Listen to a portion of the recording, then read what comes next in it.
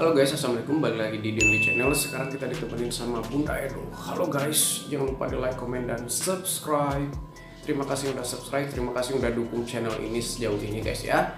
Oke, kali ini saya akan jawab salah satu pertanyaan yang paling sering masuk ke komentar atau ke inbox saya. Apa yang menyebabkan kucing terkena virus gitu ya. Jadi apa sih sebabnya kucing-kucing ini bisa terkena penyakit yang virus gitu ya. Kali ini kita bahas hal yang menyebabkan kucing menjadi kena virus gitu ya. Kita taruh aja Bunda Donya biar kita konsentrasi.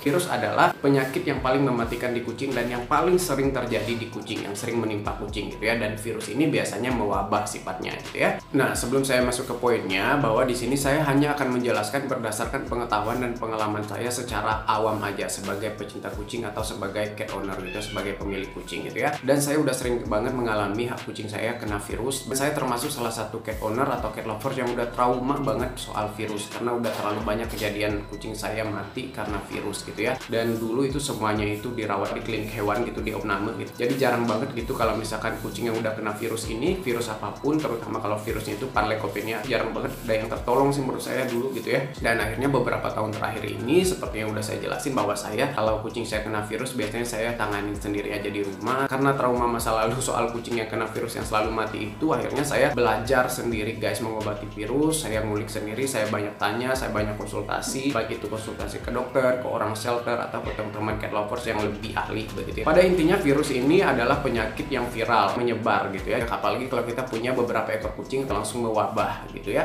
Dan biasanya di suatu tempat kalau ada wabah virus, biasanya semuanya kena gitu ya. Sama lah ya kayak virus manusia. Namun virus-virus di kucing ini memang virus-virus yang sudah ada gitu ya. Bukan virus-virus yang baru bermunculan begitu ya. Saya nggak tahu sih ada virus baru atau enggak. Pada suatu waktu dia akan bangkit atau akan terbangun dan mewabah lagi. Musim-musim tertentu mereka akan mewabah gitu ya. Biasanya di musim pancaroba itu peralihan cuaca gitu ya. Misalkan dari musim kemarau ke musim hujan, juga sebaliknya begitu ya. Virus ini biasanya mewabah dalam waktu misalkan sebulan 2 bulan mewabah. Nanti misalkan yang survive ya survive, yang nggak survive ya lewat begitu ya. Seperti yang udah saya jelasin di video saya sebelumnya yang ini, soal beberapa hal yang mematikan bagi kucing termasuk virus-virus. Yang paling kejam itu adalah virus Panleukopenia atau virus distemper. Itu dia menyerang sistem pencernaan kucing. Itu gejalanya biasanya muntah, mencret, lemes, demam, diare, dan lain sebagainya. Dan kemungkinan untuk sembuhnya juga kecil, tapi ada begitu ya untuk virus ini. Tapi bisa ditreatment. Untuk treatment virus Panleukopenia atau virus distemper ini, versi saya pribadi, bagi yang nggak bisa ke dokter atau nggak punya dokter, nggak punya duit untuk ke dokter, bisa coba treatment seperti yang saya lakukan di video ini gitu ya. Terus yang kedua ada namanya virus kalisi atau kalisi virus. Ini virus mematikan kedua menurut saya di kucing dan yang paling sering ditemukan, paling sering terjadi gitu ya. Banyak juga virus-virus yang lain yang ganas juga, tapi nggak sesering atau nggak seumum dengan virus kalisi ini. Virus kalisi ini adalah virus yang menyerang sistem pernapasan, jadi itu membuat kucing seperti gejala seperti flu, demam gitu ya. Dia disertai dengan muntah, nggak mau makan, murung, demam tinggi, meler, mata berair, dan lain sebagainya.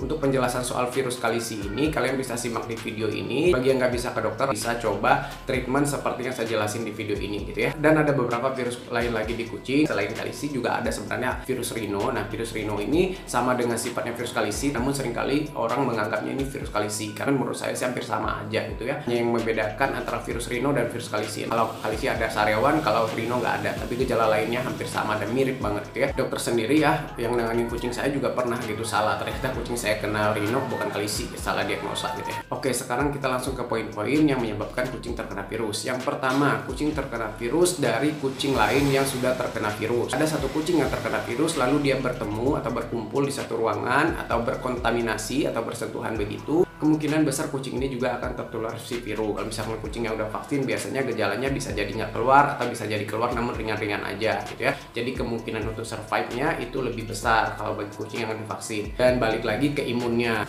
kuat atau enggak dia melawan gitu ya. Terus yang kedua, virus ini bisa tertular dari benda-benda atau barang-barang yang terkontaminasi oleh kucing-kucing yang sudah terkena virus. Jadi virus ini bisa menular melalui perantara atau benda perantara gitu ya. Misalkan kucing yang terkena virus, dia pipis di bak pasir gitu ya. Nah, bak pasir yang dipakai oleh kucing yang tidak terkena virus itu bisa menularkan si virus itu dari kucing yang sudah terkena virus ke kucing yang sehat. Juga dari wadah makanan, dari lantai, dari ruangan yang terkontaminasi, bahkan dari tangan kita yang kita bekas pegang kucing kucing yang terkena virus, lalu kita pegang kucing yang tidak terkena virus atau kucing yang sehat, itu tangan kita bisa menjadi media perantara untuk menularkan si virus gitu ya. Jadi sebaiknya kalau udah pegang kucing yang terkena virus, tangan harus disteril gitu ya, pakai disinfektan. Kalau saya sih kalau nggak punya disinfektan, saya biasanya cuci tangan pakai air campur Baiklin gitu ya, atau lebih baik pakai sarung tangan, lalu sarung tangannya dibuang dan tetap di steril lagi tangannya, itu lebih aman lagi begitu ya. Terus yang ketiga, virus ini bisa menular dari lingkungan atau tempat yang sama. Misalkan di luar rumah lagi banyak kucing yang terkena virus, lalu kucing kita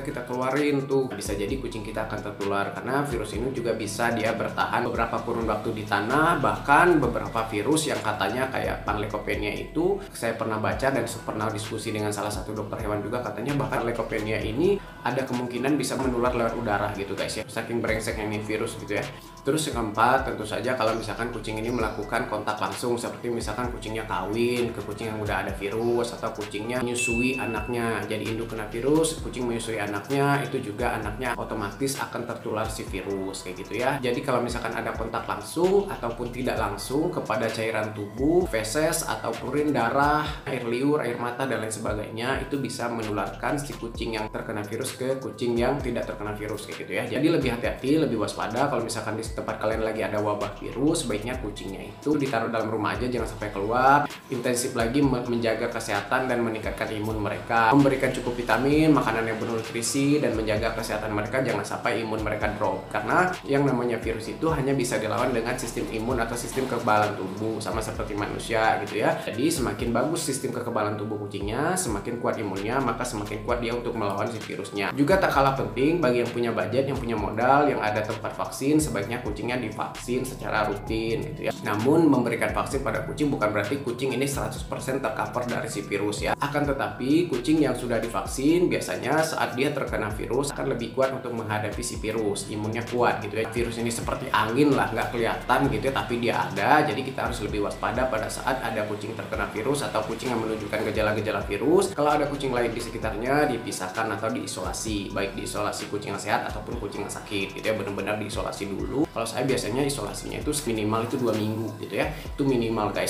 Kadang saya parno sampai sebulan kucing yang kena virus itu saya kurungin dalam kamar, nggak boleh ketemu kucing lain. Pesan saya, rajin-rajinlah untuk menggali informasi soal ciri-ciri kucing terkena virus, gejala-gejala awal kucing terkena virus. Jadi pada saat kucing kalian kena virus, kalian udah antisipasi, baik itu langsung bawa ke dokter ataupun kalian melakukan treatment sendiri. Karena yang namanya penyakit lebih cepat diobati lebih baik, jangan sampai kucingnya tepar. Kalau semakin lemahnya kekebalan tubuh, berlarut-larut virus ini semakin menang nih virus, tubuh semakin lemah nih. Karena apalagi kalau misalkan kucing kena virus atau kucing sakit apapun kan mereka kan kayak nggak mau makan, nggak mau minum, tubuh mereka drop, semakin lemah imun mereka, semakin berbahaya, mereka semakin terancam gitu, intinya begitu ya. Gitu guys ya, informasi saya soal cara penularan virus ini. Mungkin ada kurang-kurangnya. Kalau ada yang mau ditanyakan atau kalian mau berbagi informasi soal virus-virus pada kucing, silahkan coret-coret aja di kolom komentar, bebas asal sopan. Terima kasih udah nonton, jangan lupa di like, comment, dan subscribe. Semoga semuanya sehat-sehat. Assalamualaikum warahmatullahi wabarakatuh, bye bye.